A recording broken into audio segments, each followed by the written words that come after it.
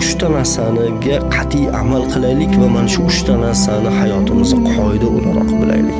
Birinchisi, nima bo'lishidan qat'iy nazar inson sifatida qolaylik. Vahshiylashib ketmaylik. Nima bo'lsa ham iymonimizni, vijdonimizni saqlab qolaylik. Ikkinchisi, ilmga nima bo'lsa ham ilmga tikaylik. Ilmsiz hech narsa qila olmas ekanmiz. Hattoki ilmsiz to'g'ri yashay olmaymiz.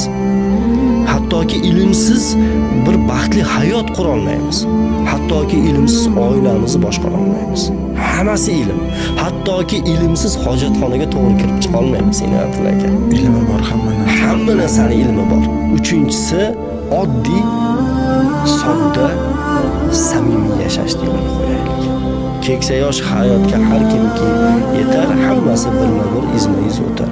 Hech kimsa dunyoda qolmas abadiy. Keldilar, ketamiz, kelishar, ketar.